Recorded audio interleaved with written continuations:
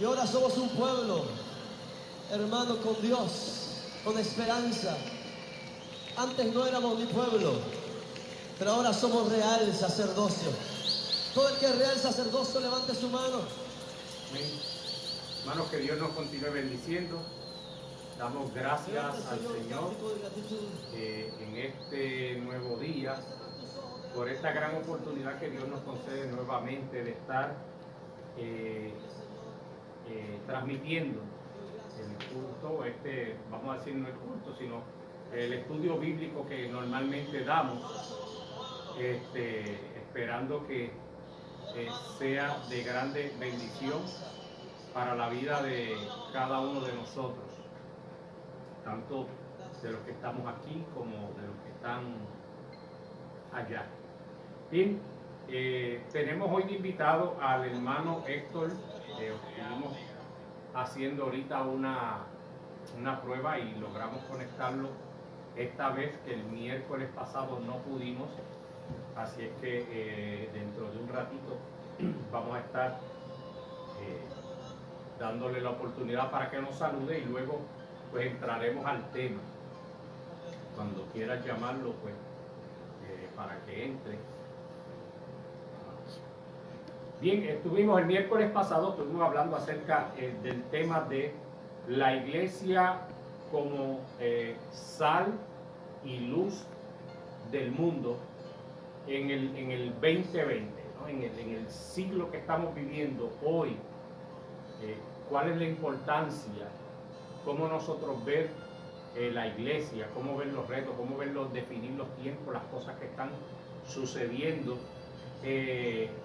Y cómo la iglesia, ¿no?, tiene una responsabilidad y algo que hacer en este tiempo.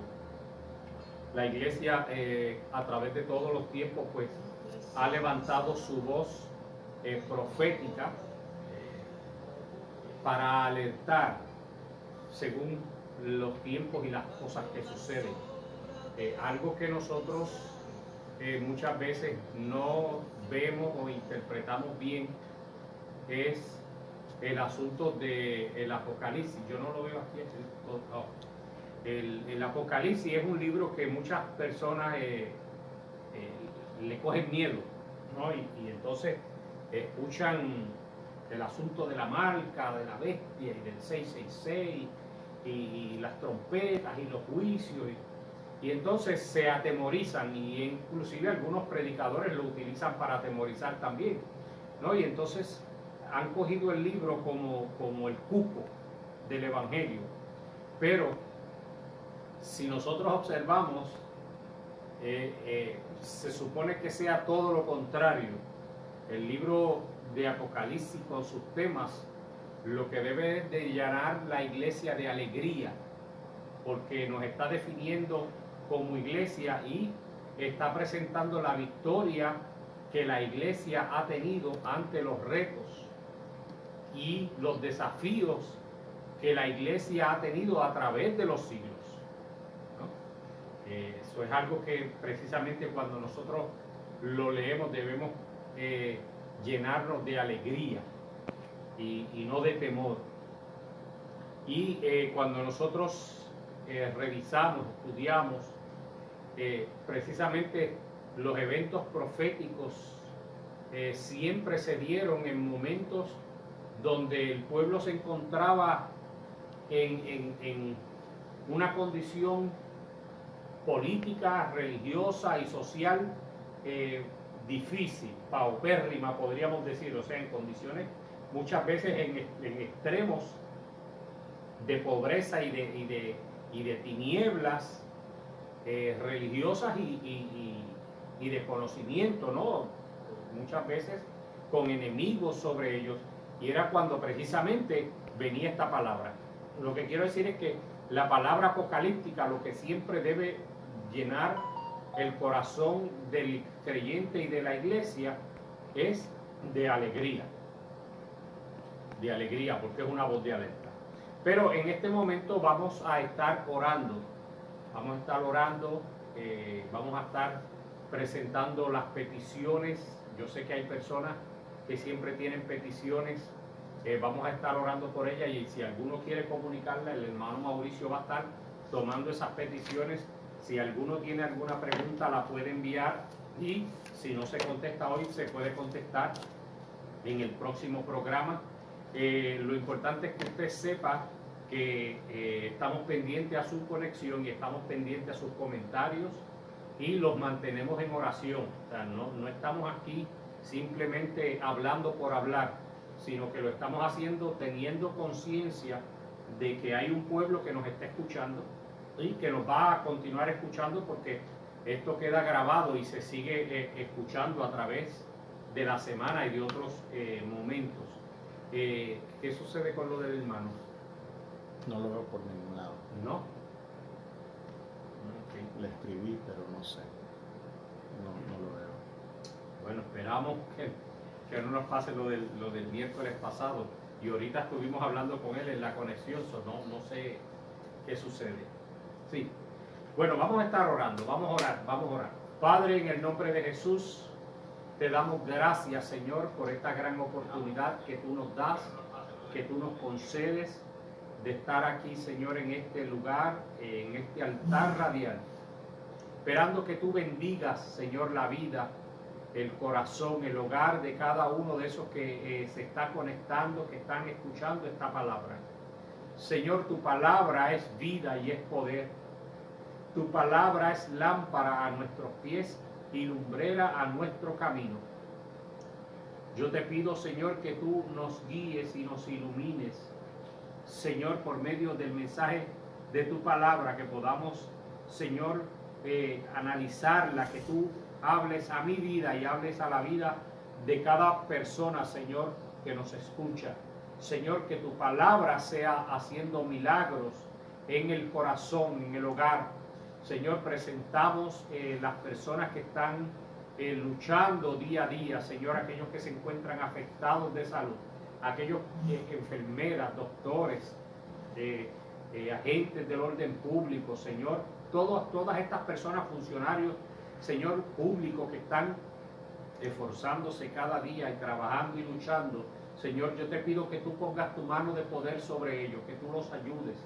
Mira a los científicos, Señor amado, yo te pido de igual forma que tú les guíes. Mira a los gobernantes, Señor, dale sabiduría, Señor, y permite, oh Dios, que tu iglesia, tu pueblo, en medio de todas las situaciones, pueda alumbrar y pueda brillar en medio de esta sociedad en crisis, en el nombre de Jesús. Amén. Bien, Mateos capítulo 5, versos 13 y 14, continuamos con estos versos. Dice: vosotros sois la luz de la sal de la tierra, pero si la sal se desvaneciere, ¿con qué será salada? ¿No? Volvemos a hacer énfasis: vosotros sois la sal de la tierra. Y el verso 14 dice: vosotros sois la luz del mundo. Una ciudad asentada sobre un monte no se puede esconder, sino sobre un candelero en alto, para que alumbre a todos los que están en casa. Y dice: así alumbre vuestra luz delante de los hombres, ¿no? Entonces, tiene que ser una luz puesta en alto, una luz en alto. Y dice: así alumbre vuestra luz. O sea, es el ejemplo que Él nos está dando de cómo debemos alumbrar, para que vean nuestras obras y glorifiquen al Padre que está en los cielos. Como siempre digo y siempre hemos dicho, fíjense que siempre la gloria y la honra es para el Señor. Todo aquello que nosotros hacemos siempre es para la gloria de su nombre, nunca es para la gloria nuestra, nunca es para el crecimiento nuestro, en el sentido del crecimiento de sentirnos nosotros orgullosos o sentirnos nosotros grandes, no. Todo siempre es para la gloria del Señor. Nosotros simplemente continuamos siendo los instrumentos, los vasos. Así es que nosotros tenemos que ver, ¿no?, que como la luz, estuvimos diciendo que la luz es el resultado, ¿no? Es es lo que nosotros vemos, pero hay una fuente de energía tras esa luz. Lo podemos ver en la electricidad, también podemos verlo en la luz cuando para ese tiempo se utilizaba, ¿no? Se veía la llama ardiendo. Yo recuerdo todavía cuando en Puerto Rico se usaban quinqués, ¿no? Cuando se iba la luz y todas esas cosas, hacía falta un combustible, un gas y una mecha para que entonces la luz fuera la que surgiera. Y nosotros debemos entender que siempre nosotros somos luz mientras nos mantengamos sujetos a esa fuente de energía, porque en el momento en que nosotros dejemos de estar sujetos a esa energía, vamos a dejar de ser luz. Escuchamos a veces tantos predicadores tan prepotentes, que ellos dan órdenes, que ellos decretan y ellos dicen, ellos ordenan y ellos tienen ángeles que les sirven, ellos tienen... Y entonces, si nosotros analizamos ciertas cosas, están ahí en la Biblia, ¿no? Pero ellos lo sacan de su contexto y entonces cogen tanta autoridad de ellos mismos que prácticamente dejan a Dios a un lado, ¿no? Dejan a Dios a un lado porque los que brillan son ellos. Entonces, eso es una falta de humildad y una falta de respeto, ¿no?, al Señor, porque siempre todo predicador debe siempre centralizar su mensaje en Cristo. Toda la gloria siempre debe ser para Cristo. ¿Te puede llamar? Que lo llamen, ya. Amén. Denme un momentito aquí.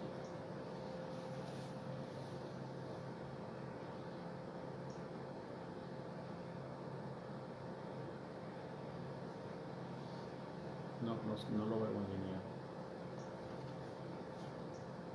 Aquí está.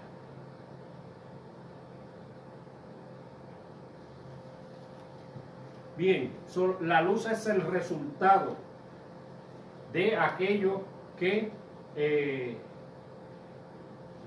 surge. Así que nosotros siempre debemos depender de Dios, nunca debemos entender, nunca debemos pensar, por mucho que Dios nos utilice, por mucho que Dios haga con nosotros, nunca creamos, nunca pensemos que somos nosotros los que damos luz. Simplemente nosotros somos el reflejo, el efecto de lo que produce la fuente de energía.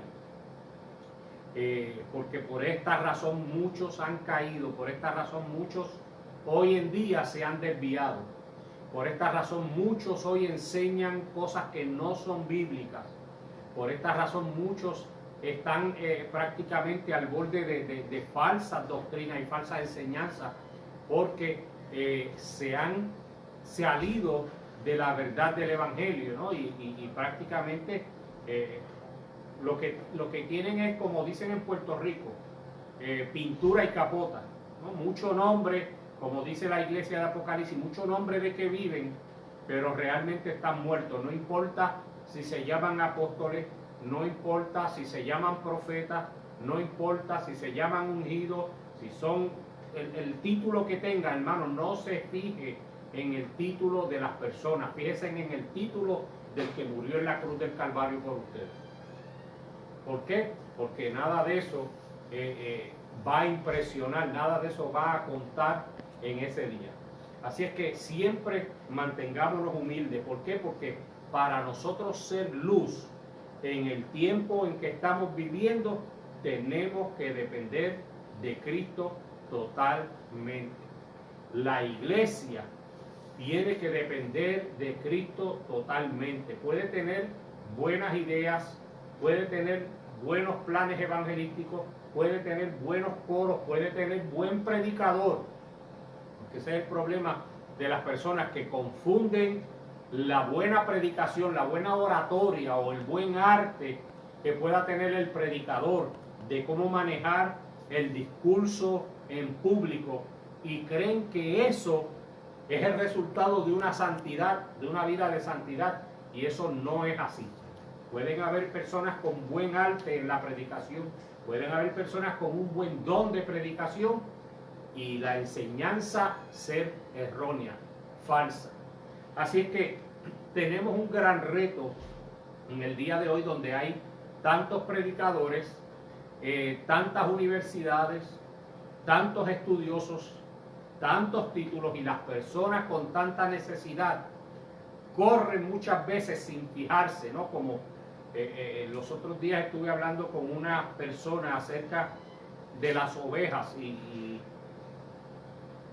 Dios nos compara al ser humano con las ovejas, hermano, y uno de los problemas que tienen las ovejas es que muchas veces corren hacia el peligro y no se dan cuenta. Y una de las cosas que nosotros vemos en muchas personas hoy en día, miembros de iglesia, es que van corriendo hacia el peligro, van corriendo detrás de los hombres, van corriendo detrás de los milagros, van corriendo detrás de la fama, van corriendo detrás de lo que prosperan y progresan. Hermano, nada de eso nos va a llevar al cielo. En el cielo no me van a preguntar a mí, o no le van a preguntar a nadie si aquí en la tierra guiaban un Porsche o guiaban un Volkswagen, o si tenían un Camaro o si tenían un Chevrolet, o si tenían un BMW. El carro que tuvieran aquí en la tierra, eso no le va a servir allá arriba en el cielo. Así es que no se deje ir por esas cosas. Dice la palabra que en aquel día le van a decir: Señor, pero en tu nombre. Oiga bien, eso lo dijo Jesús: en tu nombre, fácilmente, por estar corriendo detrás de los milagreros. La Biblia no dice que por los milagros, no dice que lo que ellos hacen o no la fama. Si es que para hacer luz tenemos que brillar en este mundo y brillar alto. Dice que hay que poner la luz en alto. Hermano, para poner la luz en alto, nosotros debemos entender que hay un mundo en tinieblas que está mirando a la iglesia. Hay un mundo que está fijándose en la iglesia, y la iglesia debe tratar de dar la mejor luz posible. No ser el agente de confusión en medio de estos tiempos, sino ser el ejemplo de palabra. Esto es una palabra profética, ¿no? La luz, dar una palabra de luz, de orientación. Porque el problema es que nosotros hemos aprendido a definir la palabra profética como que vienen y nos dicen algo acerca del futuro, pero eso no es así. La palabra profética es aquella palabra que viene de la boca de Dios. Eso es lo que significa profeta, uno que tiene la boca de Dios, el Nabí. Entonces, toda palabra que viene de la boca de Dios es una palabra profética. La iglesia hoy debe levantarse como luz, con una palabra profética que dé aliento, que dé orientación, no que dé masturbación, no que turbe a la gente, no que los confunda, no que los desanime, no que los eche hacia un abismo. No, debe ser la luz que guíe en medio de este mundo de tinieblas. Entonces, algo que estuvimos hablando también es que dice que es vosotros, ¿no? Es una responsabilidad que tenemos tú y yo. No podemos delegar esa responsabilidad solamente en los líderes. No podemos delegar esa responsabilidad solamente en los concilios. No, somos tú y yo. Tú y yo somos los que estamos llamados a hacer luz. Jesús dijo: vosotros sois la luz del mundo. Vosotros sois la sal de la tierra. Somos nosotros los agentes, somos nosotros esas personas que Dios nos ha capacitado. Somos nosotros esas personas que Dios ha llamado. Hermanos, Dios ha sacado de entre la tierra un grupo de hombres y mujeres y los ha puesto a ministrar, y esos hombres y mujeres somos tú y somos yo. Nos ha puesto a hacer luz y sal de la tierra. Así es que dice: vosotros sois la luz. fíjense que no dice que ustedes serán, sino ustedes son. Nosotros tenemos que... Hay una película que se dieron varias de ellas, que se llamaba Matrix. Esta película, el protagonista, supuestamente, ¿no? Según la trama de la película, tenía un don, un arte, una habilidad especial. Pero al principio de la película, él no lo creía, él no lo sabía.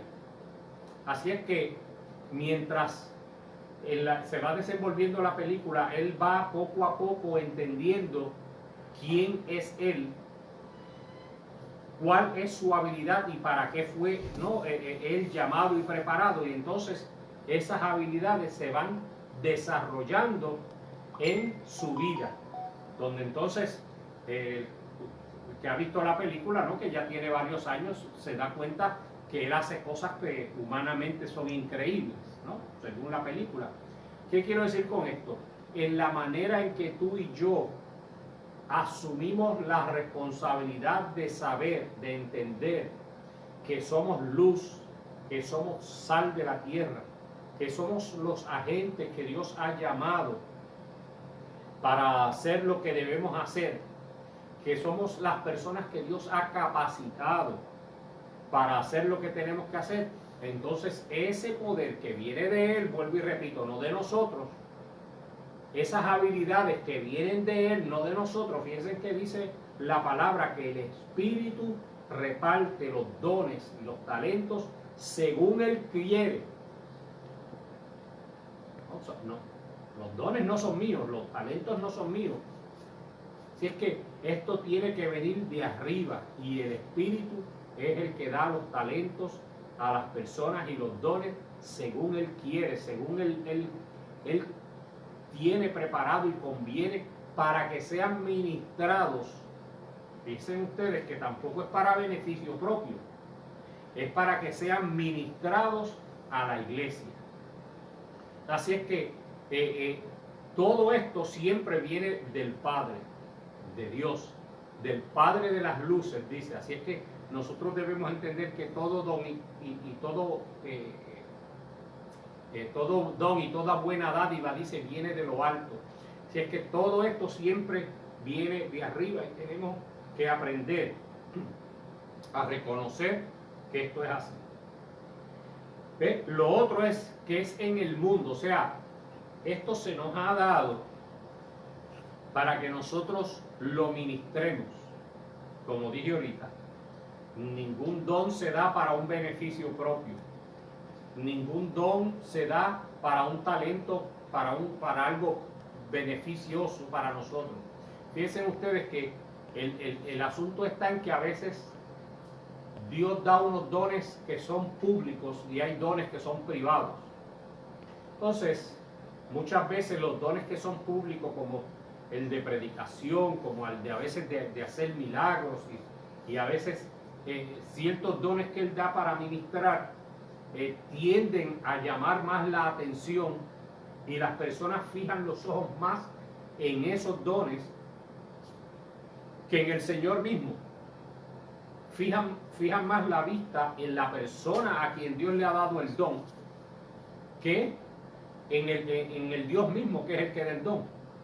Entonces, ¿qué sucede?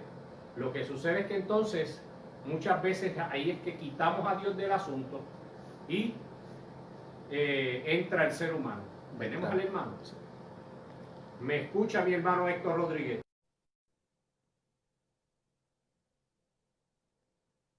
Apaga el sonido ya. ¿Qué? Sonido. ¿Me escucha mi hermano? Sí. Óigame. Ahora. Vamos a aprovechar para que me escuchen. Preséntese. Sí, ahora te veo en Facebook y en el teléfono, en los dos. Ok. Es como si se estuviera. Preséntese mi hermano, diga su nombre y algo de usted para que sepan quién es, los que no lo conocen. Héctor Rodríguez, consultor eclesiástico. Ok, hemos estado hablando aquí sobre el tema de cómo el reto que la iglesia tiene hoy en día de ser luz, de continuar siendo luz y sal de la tierra, y los retos que la iglesia representa, que tiene, ¿no? que se le presentan hoy en día. Y creo que tú en tu libro haces unos comentarios acerca de... ¿Quieres escuchar algo de eso que tú escribiste? ¿Quieres que hable sobre los retos de la iglesia en el siglo XXI? Eso es correcto. Ok, ¿me escuchas claro? Sí. Qué bueno estar con ustedes, pastor, congregación, Amén. hermanos y hermanas que me escuchan. Igualmente es un honor. Estamos en el siglo XXI y déjeme decirle, la iglesia cristiana en el siglo XXI tiene unos retos tremendos. Y sobre todo ahora en estos tiempos, que estamos en los tiempos del coronavirus, se le añade uno más a la iglesia. Ajá, sí. Y déjeme decirle, mi trabajo como consultor eclesiástico es trabajar con diferentes iglesias y denominaciones en aspectos que tienen que ver con la revitalización de la iglesia. Pero hablando bíblicamente, hay cosas que Dios permite. Y yo digo, aunque la gente a veces lo entienda o no, que Dios ha permitido esto y Dios nos ha sacado de las cuatro paredes de la iglesia. Eso es así, eso es uno de los beneficios. Sí, señor, porque déjame decirte que el porciento mayor de congregaciones en los Estados Unidos, América Latina, Inglaterra, que han estado encerrados en sus paredes. La iglesia cristiana a nivel interdenominacional ha estado declinando, ha ido envejeciendo. Mire, los pelos blancos como el mío son la mayoría en muchas congregaciones.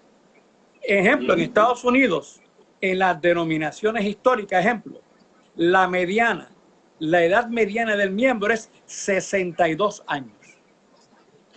Y en muchas de estas congregaciones, la juventud de los niños son una generación desaparecida.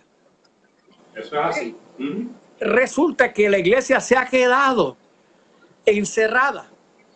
Un predicador del siglo pasado decía, hay templos que se vuelven desiertos y hay desiertos que se vuelven templos, de acuerdo al uso que se les dé. Y entonces, fíjese esto, Cristo no dijo, las naciones vengan a la iglesia. Él dijo, id a las naciones.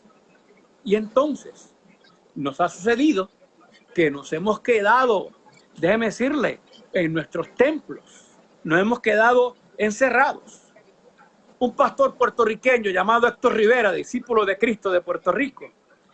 Héctor Rivera en su libro, Un legado ministerial, dice en su libro Héctor, hemos regresado inconscientemente a las enseñanzas de la Edad Media, donde se propusieron eventos, no para servir, sino para apartarse. Ah, ¿fue tu pastor? Sí, fue pastor mío en la iglesia Santo, Santo, Santo. ¡Qué bien! Él es de mi pueblo, nos conocemos desde bien jóvenes los dos. Okay. Y entonces la iglesia de la Edad Media eran, ejemplo, monjes que pensaban que viviendo en hacinamiento o en aislamiento cumplían el propósito de vivir en santidad. Pero déjeme decirle, la iglesia en el siglo XXI se ha fosilizado en un porciento alto y entonces ha comenzado a decaer. Ha perdido su voz profética. Y entonces esa es una de las causas por las cuales la iglesia ha declinado. Y una de las cosas que Dios ha permitido, déjeme decirle, lo entendamos o no, es este pandemonio. Porque nos ha sacado primeramente ahora a los medios de comunicación social. Veo por internet, veo por Facebook, Instagram, YouTube, cientos de cultos en cuántos idiomas. La gente está predicando ahora todos los días, a toda hora hay cultos de predicación, de enseñanza bíblica. Antes de este pandemonio era algo esporádico. Pero déjeme decirle. Algo que tú escribes en el libro, perdóname que te interrumpa, que me gusta, es que dice que Dios no organizó un grupo de monjes ermitaños. Cierto. Jesucristo no organizó un grupo de ermitaños, sino discípulos y los envió. Y cierto, Hermano. en eso hemos fallado nosotros, porque nuestra gente se ha acostumbrado al templo. Casi somos templo idólatras, porque el culto es en el templo, las mujeres en el templo, los jóvenes en el templo, las enseñanzas bíblicas en el templo, la comida es en el templo y todo es en el templo para los que son del templo. Entonces la iglesia El ha hermano- crecido porque esa generación de pelo blanco como yo, que fuimos los jóvenes de antaño, hoy somos más viejos y adultos, pero se nos ha olvidado alcanzar las nuevas generaciones. Entonces, lamentablemente, mucha de nuestra gente no sabe cómo compartir su fe porque no le hemos educado.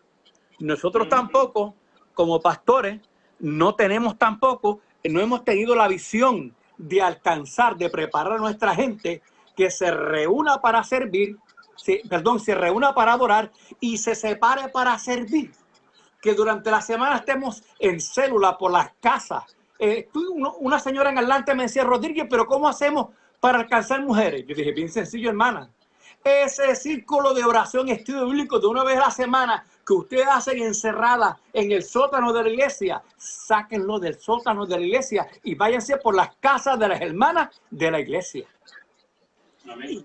Y que las hermanas de la iglesia inviten a sus parientes o amigos más cercanos que vivan en esa región. Y usted va a ver que el grupo de mujeres va a crecer. El hermano en línea, Ludwig Salcedo, dice, es hora que la iglesia se movilice a preparar y a dar paso a las nuevas generaciones para que continúen haciendo la labor de la iglesia. ¿Qué ustedes dicen de eso? Muy bien. Si es el Luis Salcedo, el de Colombia, es mi amigo. Si es otro, no sé. Sea como sea. Nuestro ejemplo, mire, el concepto tradicional, yo soy profesor de seminario teológico, y el concepto tradicional era que el pastor se la educaba para que el pastor pastoreara. Pero el concepto bíblico teológico saludable es que el pastor o la pastora es el facilitador, el educador, el capacitador. Es un ministro que ayuda a los ministros a ejercer su ministerio. Porque el reino es un reino de ministros y sacerdotes. En la iglesia todos somos ministros. Unos son pastores, unos son cantantes, unos son líderes. Uno hace una cosa, otro. El Espíritu reparte los dones. Nuestro trabajo es que educar a los ministros para que ellos ejerzan su ministerio y que, mire, otro punto bien sencillo. Un escritor decía, un líder, un pastor líder no es el que hace el trabajo de 10 hermanos. Es el que educa a 10 hermanos para que ellos hagan el trabajo y el pastor camine con ellos. Nuestra tarea es educar al pueblo para que el pueblo vaya. Si no, de lo contrario, nos pasa como ha pasado a la iglesia que Cristo pasado en este siglo también, de que realmente nadie va porque no se le ha educado. Un pastor me decía en Puerto Rico, pero es que yo digo desde el púlpito, vaya. Yo le digo a la congregación, vaya. Es bueno que usted le diga, vaya, pero déjeme ser el pastor. Antes de que usted le diga a la congregación, vaya, siéntese y eduque a su congregación en cómo ir. Cuando su pueblo sea educado en cómo ir, entonces vaya usted con ellos a la calle. Los ejemplos sencillos. Pero todos los hermanos de la iglesia, toda la congregación, somos ministros de Jesucristo. A todos el Espíritu nos ha dado capacidades para hacer cada cual su ministerio. Ahora, yo tengo un libro de reflexiones acerca de la salud de la iglesia, que tenemos pastores que yo le llamo el pastor orquesta, que toca todos los instrumentos, afina todos los instrumentos y nadie puede tocar porque solamente él puede saber. Y llega el momento que cuando usted no ayuda a su pueblo a descubrir, yo en el libro 7 puntos cómo ayudar al pueblo a descubrir cuál es su voz. Cuando usted no ayuda al pueblo a descubrir, realmente se forman las iglesias, y yo le digo a América Latina, estuve en Inglaterra, estoy en Estados Unidos, se forma un comité que yo le llamo el comité de los mismos. Sí. La misma gente se petrifica. Llega el momento que ese comité de los mismos hasta se creen que solo son de la iglesia, porque nada se puede hacer sin este comité de los mismos y los demás están sentados. Y en Estados Unidos, y esto se enseña en el discipulado, en muchos seminarios teológicos, el 20% es el trabajo del 80% de la iglesia. Sí, eso es muy cierto. Y se crea a veces hasta como una burbuja, vamos a decir, donde esas personas son las únicas y entonces se les cierran las puertas a otros talentos que vienen porque se les impide que se desarrollen. Inclusive a veces los pastores mismos, por miedo o por temor, por celo a que le compitan en el altar. De eso yo reflexiono en 10 o 15 páginas en el libro, en el capítulo del discipulado, hablo sobre eso. Eso es muy cierto, porque déjeme decirle, usted lo sabe, pastor, tú llevas años pastoreando y has sido miembro de iglesia toda la vida también, y tú sabes que hay líderes de iglesias que en ciertas áreas tienen más talento que el pastor o la pastora, ¿sabes? Eso es así. Porque hay que reconocer eso. Cuando yo era pastor de iglesia en Orlando, yo me acuerdo que yo tenía unos hermanos allí, unos hermanos arquitectos, que eran, como decíamos en Puerto Rico, la madre de los predicadores. Tenían una elocuencia, óigame, pero déjeme decirle, eso me retaba a mí que a prepararme mejor cada domingo. No que me sentara, al revés, debería ser todo lo contrario. Y mi trabajo debería haber sido, y fue, estimular a los predicadores que sigan predicando, pero me retan para que yo me siga preparando. Pero hay hermanos y hay pastores que, yo sé, todos necesitan, yo entiendo eso, pero hay hermanos, hay pastores que le da temor, le da miedo delegar, tienen temor. Pero una iglesia saludable es una iglesia donde cada cual puede descubrir su ministerio y tener la oportunidad de ejercer su ministerio. De lo contrario, muchos de estos hermanos se van a ir a otros lugares porque ellos también tienen llamado. No sé si está claro. Usted me deja que estoy hablando, pastor, pero si tienen preguntas, aquí estoy. ¿Hay alguna? No. Okay. Fíjate que algo que creo que comentas también en el libro, o sea, y hace énfasis la palabra, es que el Hijo del Hombre vino a buscar, vino a buscar a quien salvar, pero nos manda a nosotros en esa misma misión a buscar, o sea, es la iglesia la que es lanzada, enviada para buscar. Somos nosotros los que tenemos que ir a buscar las almas, a buscar los talentos, a buscar todo eso que precisamente está en el mundo, pero que Dios tiene un propósito con todo eso, ¿no? Y la iglesia es la que tiene ese reto. Sí, hay un reto para la iglesia del siglo XXI tremendo, ¿sabes? Yo dije, yo no sé si ustedes han visto mis sermones, yo llevo 12 sermones cada por domingo. Hay 2 sermones que prediqué, el llamado ser iglesia en el siglo XXI, parte 1 y parte 2. Ahí hablo sobre esto, pero recientemente salió un libro publicado, Who Stole My Church? ¿Quién se robó mi iglesia?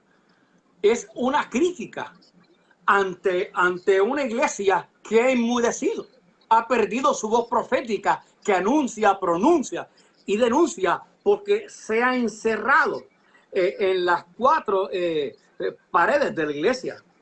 Mire, yo estuve recientemente en Inglaterra, mi hija allá era líder en la iglesia anglicana, en un pueblo que se llama Cambridge, donde están las famosas universidades, y vi, allá las iglesias son catedrales porque de allá surgió la reforma, y vi que decía en el rótulo, culto una vez al mes.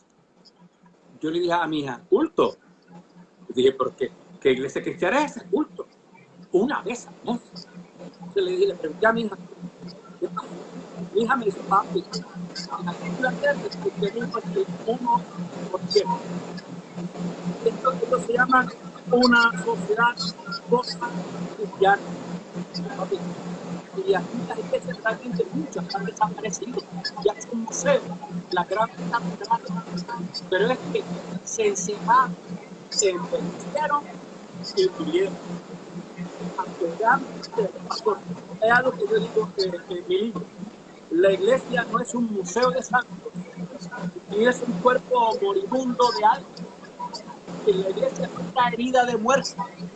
Hay iglesias locales que van a morir porque están encerradas. Pero hay gente que va a salir de esa iglesia y se va a unir a otras iglesias. Y donde se le dé la oportunidad de ejercer su ministerio, allá van a ir a ejercer su ministerio. Pero yo entiendo que la iglesia se ha vuelto a veces como la ciudad de refugio del Antiguo Testamento. Y la iglesia en el siglo XXI no es un refugio para protegerse del mundo, sino es un pueblo electo para hacer bendición a las naciones. Es hora, yo digo que es hora de despertar muchos lugares. Hemos caído en el costumbrismo. Y el costumbrismo es hacer lo mismo. Y una iglesia que vive en costumbrismo es una iglesia que va camino al sepulcro teológico. Están vivos, pero están muertos. Y una iglesia que está envuelta en el costumbrismo ni bendice ni maldice, solo existe nada más. Y eso nos ha pasado en este país, y yo diría en gran parte del mundo entero.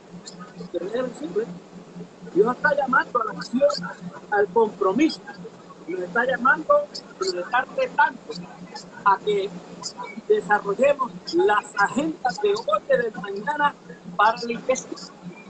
Yo sé que el Espíritu abre puertas y el Espíritu cierra puertas, pero en este momento el Espíritu ha cerrado las puertas del templo para abrirnos las puertas del mundo a la iglesia. Ese es el reto que tenemos en este momento como pueblo de Cristo. Dios sabe que nos ha cerrado una para abrirnos otra. Y hay que aprovechar esas puertas abiertas en estos tiempos de afuera.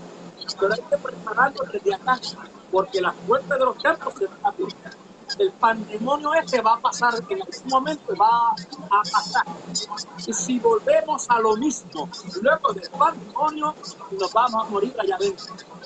Vamos a hacer mundo plantear mientras el mundo camina allá afuera, sin fe, sin Dios, sin esperanza, en busca de respuesta. Una sociedad llena de violencia, adictiva. Nosotros tenemos el mensaje de paz, el mensaje de salvación y tenemos la potencia del Espíritu Santo. Sí, fíjate que una de las iglesias que nosotros vemos en el Apocalipsis, si no me equivoco, la de la Odisea, que dice que aquí yo estoy a la puerta y llamo, o sea, hay un llamado que Dios le hace a la iglesia. Hay un llamado para el mundo, pero hay un llamado que Dios le hace a la iglesia, porque la iglesia tiene que despertar muchas veces, porque es como cuando uno a veces está medio dormido y uno tiene que como que jamaquearse para que se le vaya el sueño. Cierto. Y como tú dices, yo creo que sin estar definiendo, como dijiste también, que no es que estamos definiendo si es de Dios o es del diablo, pero aprovechando, Dios ha aprovechado esta oportunidad para jamaquear a la iglesia para que despierte. Sí, señor. Cierto. Cierto. Muy cierto. Déjame decirte, la historia de la iglesia es como la joroba del camello, ¿sabes? Tiene sus altas, tiene sus bajas, tiene sus altas, tiene sus bajas. No es perfecta, yo lo sé, no hay iglesia perfecta. Un escritor decía los otros días, yo lo mencioné en los sermones que aparecen todos los domingos en Facebook con mi nombre, Héctor Rodríguez. Un escritor decía los otros días que la iglesia se ha dormido. Decía un escritor, todas las iglesias perfectas tienen una sola cosa en común: no existen. O sea, yo sé que no hay iglesia perfecta. Todas tienen sus virtudes y todas tienen sus defectos, pero todas tenemos algo. El Espíritu Santo está con nosotros. Somos el cuerpo de Cristo. Tenemos autoridad, dunamis, la capacidad, la potencia del Espíritu para ir y hacer discípulos. Yo sé, nosotros no salvamos a nadie, pero nosotros predicamos. Nosotros no somos el mensaje, pero somos los mensajeros. Nosotros no sanamos.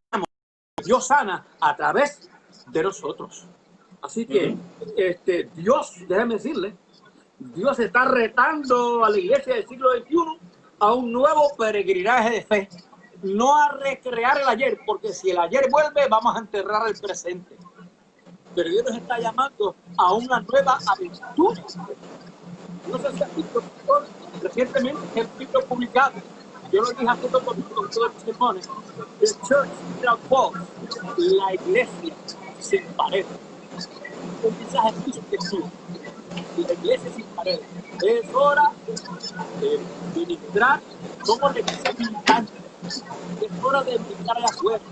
En estos tiempos de pandemonio nos tenemos que preparar con oración, con ayuno, con estudio de la palabra. Si no nos podemos reunir pues por Zoom o por Facebook, lo que sea, vamos a educarnos para que cuando pase este pandemonio y venga este gran avivamiento que va a venir sobre el pueblo de Dios, nos tiremos a la calle con nuestra gente a alcanzar a los que no están. Los que tenemos iglesia para buscar a los que no tienen iglesia. Porque Dios está con nosotros. Fíjate que el domingo nosotros comenzamos el domingo pasado nuevamente a reunirnos y precisamente dimos el culto al aire libre. O sea, lo vi, te vi en Facebook, yes, muy bien eso, muy bien. Imagínate.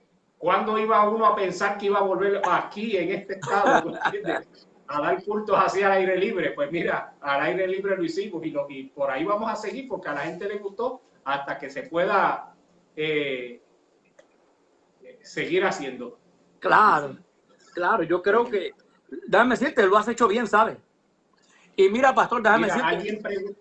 Ajá, digan. Alguien pregunta que cómo llegar a las necesidades de la gente hoy en día. Esa es la pregunta. Bueno, sí. La única manera o el primer paso para llegar a las necesidades de la gente hoy en día es identificar en qué consisten las necesidades de esa gente. Podemos tener una agenda en lo que creemos y posiblemente la agenda de la necesidad del pueblo va por otro camino. Exacto. Lo primero es que andar con la gente, hablar con la gente, descubrir a la gente antes de cualquier estrategia. Un pastor de Nueva York me decía, es hora de tirarnos a la calle y pensar que decimos que son del diablo, que son del mundo, esos son la iglesia del mañana. Vamos a alcanzar a esos que están allá afuera. Vamos a esos que dicen que son del diablo. Vamos a hablar con el diablo. Vamos a sentarnos con ellos. Vamos a comer con ellos. Vamos a llorar con ellos. Y luego vamos a ministrarles a ellos.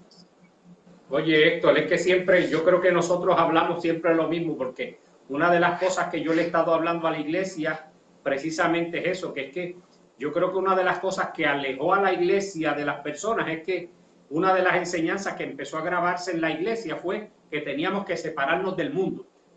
Entonces, la iglesia se ha separado tanto del mundo que dejó de alcanzar al mundo. Ya nos hemos santificado tanto que entonces un convento de monjes y monjas.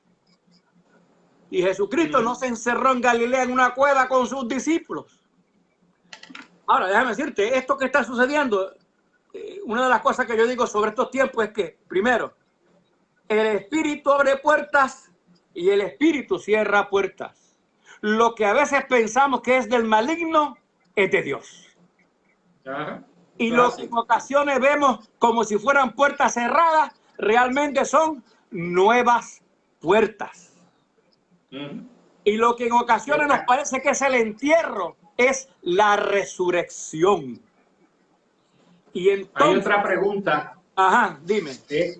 Dice, ¿cómo vamos a percibir el nuevo avivamiento? Porque a veces no sé, que a veces las personas confunden el avivamiento con cosas que se dan dentro de la iglesia, algunas dinámicas que no quisiera definir, pero y no se dan cuenta que a veces los avivamientos, eso no es avivamiento.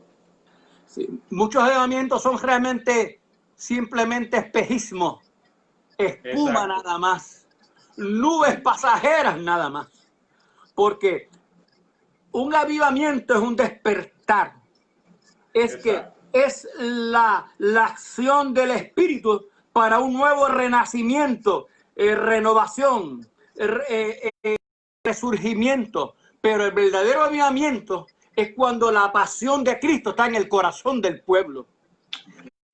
Esa pasión de Cristo está en el corazón del pueblo, lo vivimos en la calle. Cuando la iglesia hace el trabajo que debe hacer, acepta sus retos, es un avivamiento. Exactamente. La iglesia está haciendo lo que tiene que hacer. Exactamente. La iglesia está avivada. Ese es el avivamiento, porque algunos definen avivamiento como encerrarse en el templo, cantar y cantar y cantar y cantar y cantar. Y esos avivamientos, entonces, es como me decía un pastor mexicano, es que nosotros los evangélicos padecemos de la privatización de la fe. Y yo le pregunté al pastor, ¿qué es eso? Me dice, muy sencillo. Nosotros nos comemos el bizcocho o el pastel o la torta, como le llama en su país, para nosotros. Y si caen migajas, también nos comemos las migajas y que nadie más coma. Nos hemos quedado encerrados con nuestra fe. Un verdadero avivamiento. Para un incrédulo ateo. Es algo que despierta. Pregunta, dígame. Ajá. ¿Cómo ser luz para un incrédulo ateo? Bueno, la primera, bueno, esto no es, uno no puede generalizar, pero algunas cosas que yo siempre recomiendo en mi adiestramiento que doy. ¿Usted quiere alcanzar un ateo? Empiece no predicándole a Cristo. Porque ya te cerraste la puerta, ¿sabes? El testimonio es lo mejor, lo que uno vive. Eso es un mensaje. Sí, déjeme decirle, el único Cristo que la gente va a ver en la calle es lo que ve en ti, ¿sabes? Exacto, eso mismo Dios dije el domingo. Ok. Estamos usted y yo conectados, pastor. Exacto, lo mejor que, mire, uno no le hable. El testimonio tuyo de la persona que hizo la pregunta, ese va a ser el mejor mensaje que esa persona va a recibir. Eso, y mira, en la calle la gente no lee la Biblia, pero te lee a ti. Exacto. Así que si vas a alcanzar a Mateo predicándole a Cristo, posiblemente, y no puedo generalizar, pero posiblemente ya te cerraste la puerta. Pero tú quieres alcanzar a alguien que no conozca a ese Jesús. Vive a Jesús con ese alguien. Hay actos externos que hablan más que 1000 sermones sobre Cristo. Y hay ayuda al prójimo, que aunque el prójimo merezca 4 azotes de tan malo que es, cuando usted da la mano, el Espíritu, como está trabajando a través de ti. Cuando Pedro se hundió en el mar porque dudó al ver los vientos, Cristo no le dio 4 palos y dijo, te voy a dar 2 patas para que te hunda allá abajo por bandolero y falta de fe. Cristo lo agarró, le dio la mano, le dijo, hombre de poca fe, ¿por qué dudaste? Y calmó la tempestad. Bueno, sí. ¿Queremos ganar los ateos? Mire, amado. ¿Sabes lo que me decía un ateo un tiempo atrás? Gracias a Dios soy ateo. Mire, ateo como tal, debe decirle, desde la boca para afuera y de la mente para afuera. Yo dije en el sermón el domingo pasado, que prediqué en Facebook, que todos llevamos la imagen de Dios dentro de nosotros. La imagen y semejanza está dentro de cada ser humano. Está desfigurada por el pecado, pero el Espíritu Santo sabe cómo restaurar la imagen de Dios. Eso es así. Así que ateo como tal, yo para mi concepto es que realmente allá adentro en lo profundo está la imagen de Dios. Es saber llegar bajo la gracia de Dios a aquellos que no conocen a Dios. Y muchas veces hay tipos de personas que no podemos caerle encima con el mensaje porque no es la mejor estrategia. Hay otras personas que nos van a escuchar, pero hay otras personas que nos van a ver. Y el vernos va a ser nuestra mejor estrategia para comunicar. Sí. Yo di un estudio una vez en la iglesia que cómo Jesús nos envió y nos dijo que éramos pescadores de hombres. Y estuve especificando que precisamente los pescadores no utilizan una sola carnada o un solo anzuelo. Yes. Son diferentes carnadas, diferentes anzuelos, diferentes hilos. Y nosotros como creyentes debemos aprender que como pescadores de hombres debemos también aprender a utilizar diferentes técnicas. No a todo el mundo va a venir al Señor cuando tú le digas Cristo te ama. Yes. A otros van a venir al Señor cuando vean que en vez de tú decirle Cristo te ama, el amor de Cristo a través de ti hacia Él, es que entonces va y no tienes ni que decírselo, es demostrárselo. Eso es así, varón. Otros es buscándole amistad, otros es con un café y otros es con diferentes formas. Nosotros tenemos que aprender que como pescadores de hombres y mujeres tenemos que pedirle al Espíritu Santo que nos dé esa habilidad de nosotros poder discernir cómo llegar a esa persona de la forma que más a esa persona le conviene. Sí, señor. Y déjame decirte, hay gente que lo único que tenemos que hacer, ¿usted sabe qué es? Si están llorando, sentarnos al lado a llorar con ellos, ¿sabes? Exacto, no hay ni que decirle nada. Ni que decirle nada, sentarnos a llorarnos a llorar con ellos ahí, sentarnos a llorar con ellos ahí, porque esas lágrimas y ese sentarnos con ellos, ese acompañarle en ese momento va a ser de mucha bendición. Acuérdate que hay cosas que el Espíritu hace. Dios Exacto. nos utiliza a nosotros, pero Dios realmente, nosotros somos necesarios, pero nosotros no somos indispensables. Pero Dios nos utiliza y el Espíritu Santo hace cosas a través de nosotros a mucha gente. Es más, a veces nosotros mismos somos impactados por lo que Dios hace a través de nosotros, amado hermano. De eso que tú me estás mencionando de evangelismo, yo hablo un capítulo completo en el libro que escribí, reflexiones acerca de la salud de la iglesia. Y como usted dice, diferentes clases de peces, tiene que haber diferentes clases de anzuelos. Entonces, porque yo digo que tú vas al lago a pescar róbalo y si en ese lago no existe róbalo, estás perdiendo el tiempo, porque no vas a pescar nada. Eso es así. Yo doy un adiestramiento que se llama 10 métodos de cómo hacer evangelismo, que no le cuestan 2 centavos al bolsillo de la iglesia. Quizás un día puedo estar también con ustedes allá en la Florida, en un retiro de los pastores, en un fin de semana sobre crecimiento saludable de la iglesia, el cómo alcanzar métodos nuevos de alcanzar las comunidades con el mensaje del evangelio. Seguro. Sí, vamos a tener pendiente para el próximo retiro, las fechas se nos han cambiado de todo lo que teníamos por lo que ha sucedido, pero sí.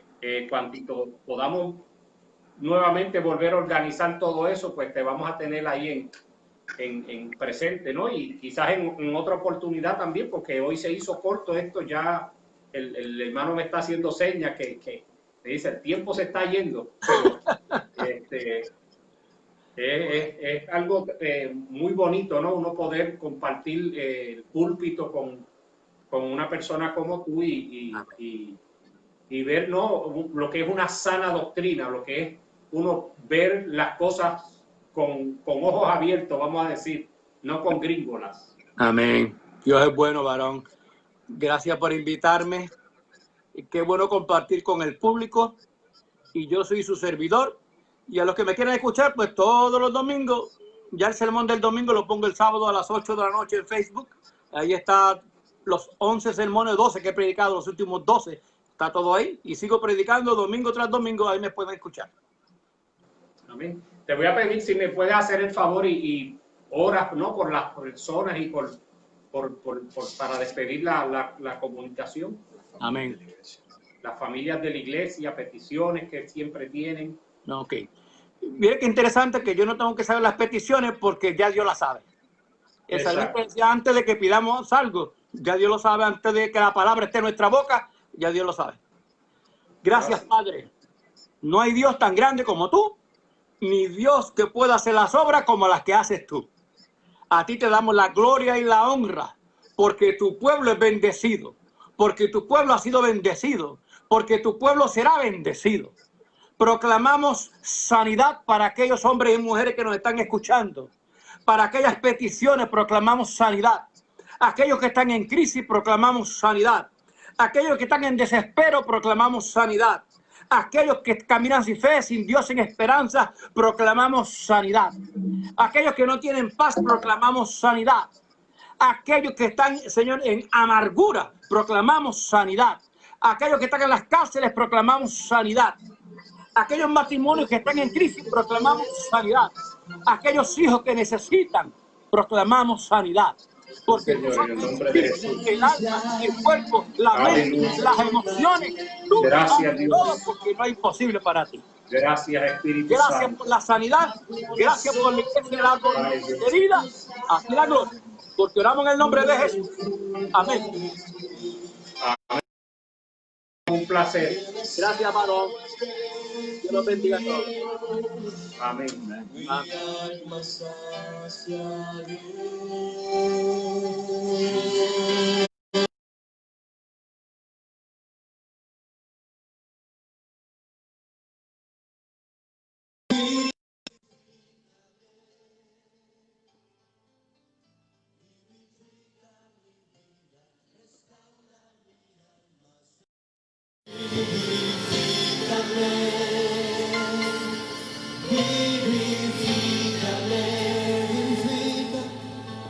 Vivifica mi vida, restaura mi alma, Señor.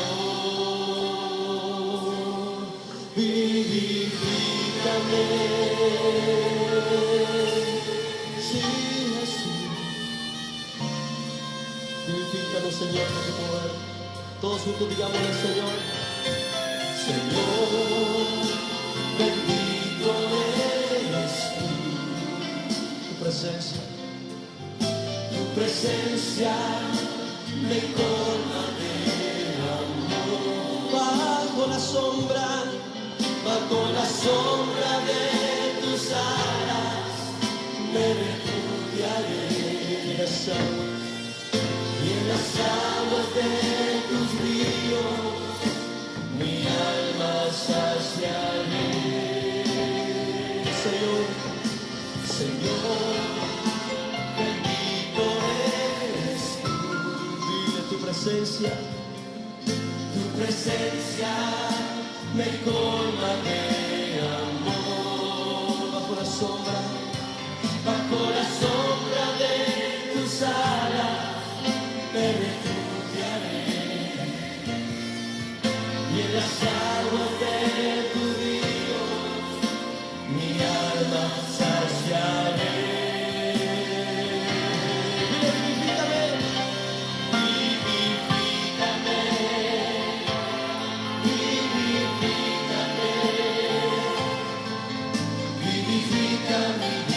Restaura mi alma, Señor.